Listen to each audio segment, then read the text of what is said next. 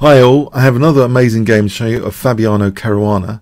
This was in the USA match against Bosnia-Herzegovina, and Caruana's opponent, who was playing white, is Denis Kadric, a GM around 2500, e4, and Caruana plays c5, the Sicilian Defence, knight c3, e6, knight f3, a6, d4, so open Sicilian, and we go into the cannon variation, knight f6, castles. Now bishop c5, this is quite interesting.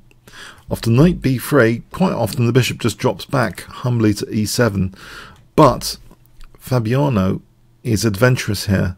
Bishop a7 is played, keeping the bishop, pinning that pawn. So if white wants to play for f4 later, white would either have to exchange off the bishops or move the king. We have here king h1. Now actually it seems, I would personally prefer, in my book, the continuation seems to be queen e2, because this, where white can challenge that bishop, doesn't have to move the king, and then still later potentially play for f4, for example, like this. Rook a e1. This has been seen before, and it seems fine. Should be an even position. So king h1 is interesting. The daring engine continuation is to try and exploit the bishop over here and do structural damage, but I think most humans don't like this idea of doubling the pawns because it looks as though this g file could be dangerous for the white king.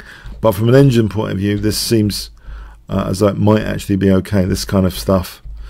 But a small advantage for white, really going for it with exploiting the bishop on a7. However, okay, in this game king h7, slight downside here, any f4, the bishop is taking an escape square of that king.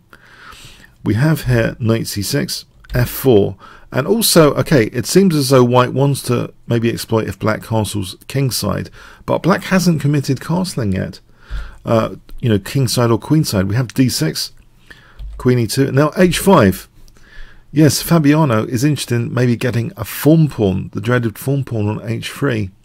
We have bishop e3, bishop takes, now queen takes, bishop d7. So has white lost a move though by playing now to exchange off the bishops with king h1? Is that losing a tempo? Rook a e1, black castles queenside, knight a4, king b8, knight b6, trying to grab this bishop. But Fabiano maybe senses this bishop could be very important, especially if there's a form pawn on h3 puncturing those light squares. A nice bishop on this diagonal wouldn't go amiss. We have here now c4, h4, so h3 is on the cards. Perhaps safest is white to play h3 and weaken voluntarily the dark square g3. For example, knight h5. This isn't so bad to put the king back on g1 and play like this. This should be an even position. But in the game, rather surprisingly, one might think h3. So are the grandmasters looking at Leela chess games?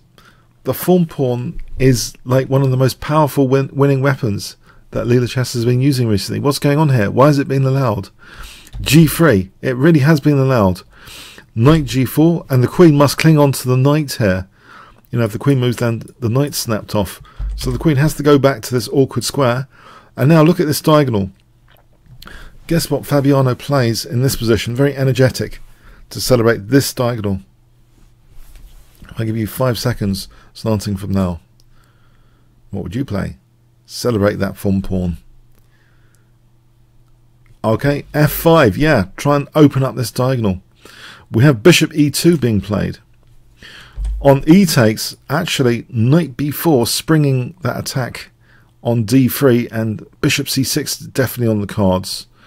This is just very, very tricky, this position, to handle. For example, bishop b1, this is the devastation check, and that's absolutely devastating on that diagonal, of course. You can't allow that. And bishop e2 check, this continuation, say, is still good after e5. There's still an idea of queen c6 here. For example, this and queen c6, this is just really nasty after e4. Yeah, queen c5, hitting the queen and hitting the knight. Let's say this, yeah, just taking the knight. Black's just winning material there. It just seems very, very bad choices here. But White chooses actually bishop e2 now, and we have knight e7, so the bishop is preparing the possibility of bishop c6. Knight a5. Okay, now here queen c5 is played, not minding the exchange of queens, hitting that knight, offering the trade of queens. That's taken. D takes, and now bishop takes g4. Is the form pawn dangerous with the queens off here? We have rook fd1. If white, bishop g6 would seem to be a concern, but there's another big threat here of king a7. So say white played this in advance to bishop g6, then king a7, carnivorous king time, because if the knight steps back there, bang, bishop takes a4. So this has to be addressed, this king a7. So hitting the rook. We have bishop g6 though. Now rook d7. So black has to be careful here. On knight d7 check instead, just king c8, for example. And this position is very nice for black. So we have rook d7. Now rook takes b7. Mate is on the cards. Just to put that on the board, say king a7, rook takes b7 is an embarrassing checkmate. But bishop takes e4 check, protecting b7 as well. And now knight f5, allowing this invasive rook for the moment. Rook e1, bishop f3, rook takes e6, and now we have king a7, and black's pieces seem, okay, they're attacking looking, but everything's defended here, it seems. We have rook c7. On rook takes d8, this doesn't seem an attractive proposition. For example, knight d5, that can be snapped off. This endgame with the form pawn is advantageous to black. For example, like this. If h2 goes, well, protecting b7 first, but then h2 will go, and there's a big ready-made pass pawn there, only 2 steps away. So we actually have rook c7, check, and now the form pawn comes into its own anyway here. It's rook takes h2, so it now becomes a big pass pawn. b4.